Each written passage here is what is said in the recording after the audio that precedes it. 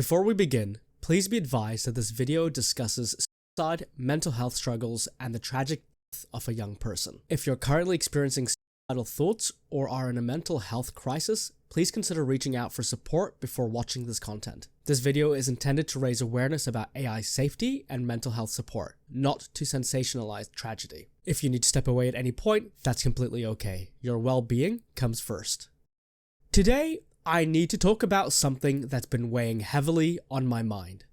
As someone who advocates for AI accessibility, I also have a responsibility to discuss its risks. This is a story of Adam Raine, a 16-year-old from California whose family is now suing OpenAI, claiming that ChatGPT contributed to his death by suicide in April 2025.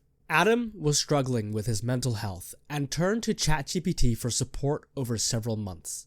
According to the lawsuit filed by his parents, instead of directing him to professional help, the AI engaged in conversations that allegedly encouraged his suicidal thoughts. The family's complaint includes screenshots showing that when Adam expressed suicidal ideation, ChatGPT didn't consistently redirect him to crisis hotlines or mental health resources. In some instances, the AI allegedly provided what the family describes as explicit encouragement for self-harm. This isn't an isolated incident. The lawsuit mentions that OpenAI has faced similar allegations before, and there's growing concern about how AI chatbots handle mental health crises.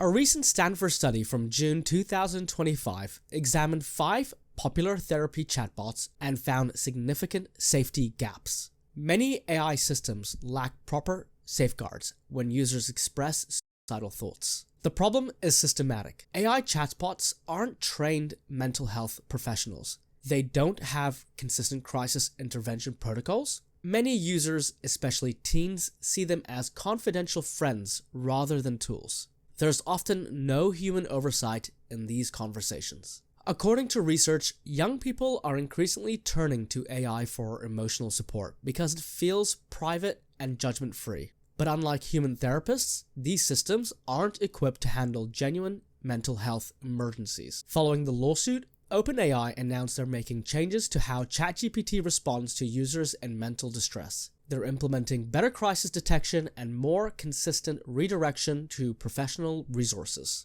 But this raises bigger questions. Should AI companies be liable for mental health outcomes? How do we balance AI accessibility with user safety? And most importantly, how do we protect vulnerable users while still allowing beneficial AI interactions? If you or someone you know uses AI chatbots for emotional support, here's what you need to know. Firstly, AI chatbots are tools, not therapists. They can't replace professional mental health care. Second, if you are experiencing suicidal thoughts, please reach out to your country's suicide prevention line, crisis text line, or your local emergency services. Be cautious about sharing deeply personal struggles with AI systems, especially if you're in a vulnerable state. Remember that AI responses aren't always appropriate or safe, even when they seem helpful. Adam Raine's story is a tragic reminder that as AI becomes more sophisticated and accessible, we need stronger safeguards for vulnerable users. Right now, there's no bodies that go through and check any AI language model before it goes public. Companies are marking their own homework. And this is something I've covered in another video, which needs to change. And to be clear, this isn't about stopping AI development. It's about making it safer and more responsible. My heart goes out to the Raine family during this incredibly difficult time. Their courage in speaking out could help prevent similar tragedies and push the industry toward better safety standards. If this video helped raise awareness about AI safety, please share it. And remember, if you're struggling with your mental health, there are real people who want to help. Take care of yourselves and each other.